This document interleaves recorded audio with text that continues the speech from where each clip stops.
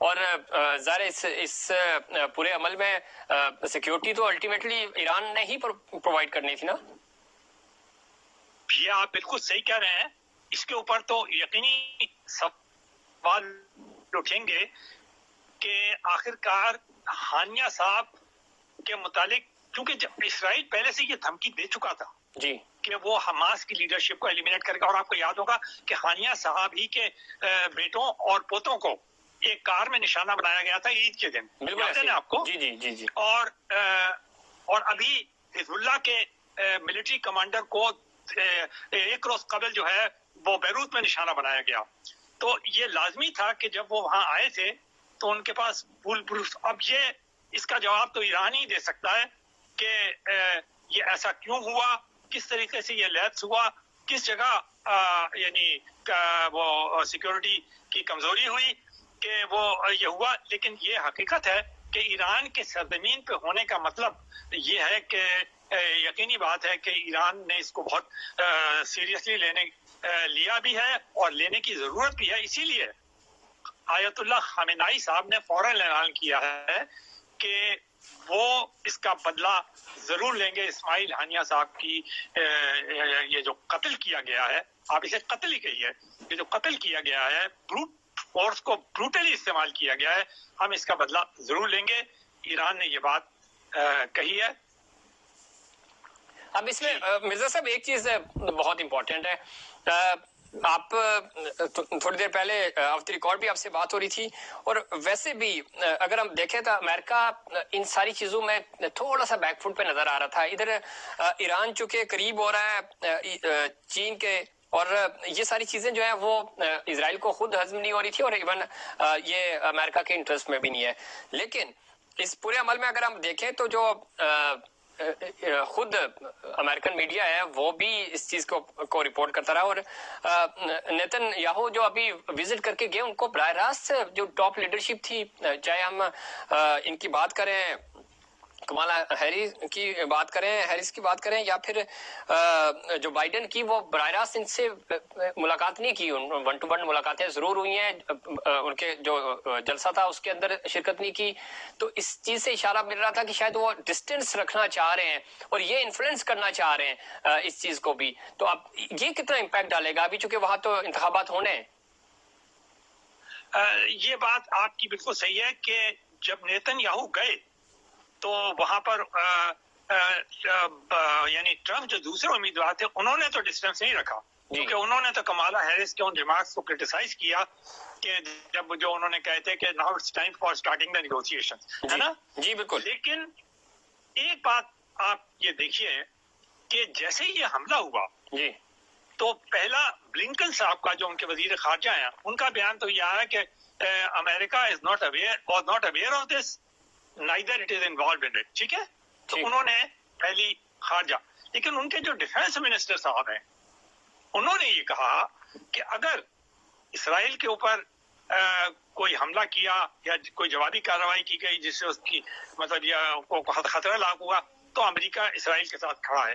تو جو امریکہ کی جو کمٹمنٹ ہے اس کے متعلق تو کوئی غلط فہمی نہیں ہونی چاہیے کہ وہ تو اسرائیل کے ساتھ بالکل اسی طرح ہے. میں آپ کی توجہ ایک ذرا سی ایک اور چیز میں دلاؤں گا جو کہ کسی کی نظر میں نہیں آ رہی ہے. جی آپ کو یاد ہوگا 24 جولائی کو چائنا میں جو 18 فیکشنز تھے فلسطینیوں کے، جی جی جن میں حماس بھی شامل تھا، وہ وہاں پہ جمع ہوا تھا.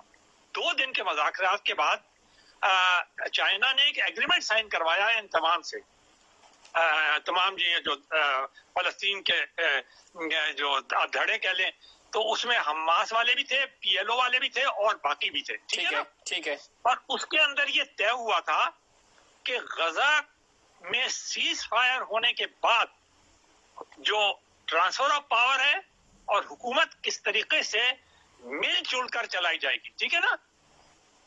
تو یہ حملہ جو اسرائیل نے کیا ہے اس سے امریکہ کو تو جو ہونا تھا وہ تو ہونا تھا، لیکن امریکہ تو کھڑا ہوا ہے فارملی.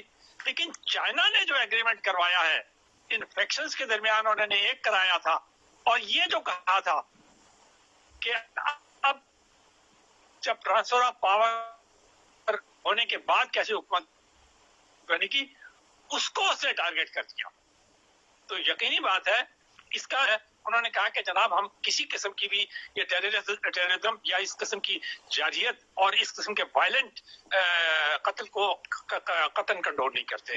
تو یہ ایک بات ہے جس کی طرف کسی کی نظر نہیں جا رہی ہے کہ چائنا بھی اس کے اندر انوالو ہو گیا تھا اس پیس پروسیس میں. جیسے اس سے پہلے اس نے ایران اور سعودی عربیہ کے درمیان ایک ایگریمنٹ کرایا تھا پچھلے سال, آپ کو یاد ہے نا؟ جی جی. تو چائنا کا بھرپور انوالومنٹ کے باوجود, حالانکہ چائنا کے ساتھ اسرائیل کی اچھی انڈرسٹینڈنگ بھی ہے, لیکن اس کے باوجود اسرائیل نے اس بات کی پرواہ نہیں کی اور انہوں نے ٹارگٹ کیا. تو اس سے یہ پتہ چلتا ہے کہ جو نیتن یاہو صاحب کی جو حکومت ہے وہ خاصی ڈیسپریٹ ہے. اور وہ جو آپ نے بات کہی ہے کہ امریکہ میں انہیں اس قسم کا شاید رسپانس نہیں ملا جس قسم کا وہ رسپانس چاہتے تھے, اس لیے انہوں نے فوری طور پر 3 یہ جو بڑے واقعے ہوئے ہیں حوثی کے خلاف, پھر یہ گولان ہائٹس والے کے فوراً بعد بیروت کے اوپر, اور یہ سب بہت ہی بڑا واقعہ ہے کیونکہ اس سے تو جو پیس کا جو سارا پروسیس ہے وہ متاثر ہو رہا ہے. اچھا, اس میں ایک چیز مرزا صاحب, جو پیس کا آپ نے ذکر کیا اور دنیا تھوڑا سا پیس کی طرف جاری ہے, اب معاہدے بھی ہونے تھے کہ یہ غزہ والے معاملے میں امن و امان بحال ہو سکے, خود امریکہ بھی نہیں چاہ رہا تھا, لیکن ظاہر ہے اگر نیتن یاہو نے اپنے کریئر کو, اپنے اس کو اقتدار کو آگے لے کے جانا ہے تو ان کے لیے ضروری ہے کہ وہ جنگ میں رہیں, ادروائز تو سروائیول مشکل نہیں ہے, بہت زیادہ اپوزیشن کا سامنا ہے. سیکنڈ یہ کہ اس میں عالمی دنیا کیا کردار ادا کر سکتی ہے؟ آپ چونکہ انٹرنیشنل افیئرس کو کور کرتے ہیں, خاموش رہیں گے, رد عمل آئے گا, یا اسرائیل کو بیک فٹ پہ جانا پڑے گا اس پریشر کی وجہ سے؟ چونکہ بظاہر تو ہمیں لگتا ہے کہ کوئی اس طرح کا پریشر تو اسرائیل کے اوپر کوئی نہیں بلڈ کرتا, لیکن یہ بہت بڑا سانحہ ہے. تو کیا اس کو بیس بنا کر دنیا کی جو باقی لیڈرشپ ہے وہ سٹینڈ لے گی اس کے اوپر؟ میں یہ سمجھتا ہوں کہ اس معاملے میں تو اوپینین بہت ڈیوائیڈڈ ہے. دنیا جو ہے لیکن پھر وہ بات وہیں آ جاتی ہے, جو بیسٹ فورم ہے جہاں پر اس قسم کے معاملات کو, خاص طور پہ وار اور وائلنس, اتنی شدید وائلنس کے معاملات کو ڈسکس کیا جاتا ہے, وہ ہے سلامتی کونسل. ٹھیک, تو ہونا تو یہ چاہیے تھا کہ سلامتی کونسل کا ایمرجنسی اجلاس کوئی بلاتا. جی جی. اگر پرماننٹ ممبر نہیں بلاتے تو کم از کم جو نان پرماننٹ ممبر تھے کہ وہ ریئیکشن تو جو آپ نے دیکھنا تھا فوری طور پر ابھی تک تو نہیں آیا ہے. اب اگر سلامتی کونسل, کیونکہ یہ تو نہیں ہو سکتا کہ کوئی رشیا یا چائنا یا وہ جا کر کوئی ریٹیلیٹ کرے گا, یہ تو آپ ایکسپیکٹ نہیں کر سکتے, نہ یورپ کے کسی ملک سے ایکسپیکٹ کر سکتے ہیں. نہیں, وہ جو قومی سلامتی جو UN کا معاملہ ہے اس کے اندر تو یہ آواز اٹھا سکتے ہیں نا, جہاں سٹینڈ لینا ہے وہاں تو سٹینڈ لیا جا سکتا ہے, چاہے رشیا ہو یا چائنا ہو.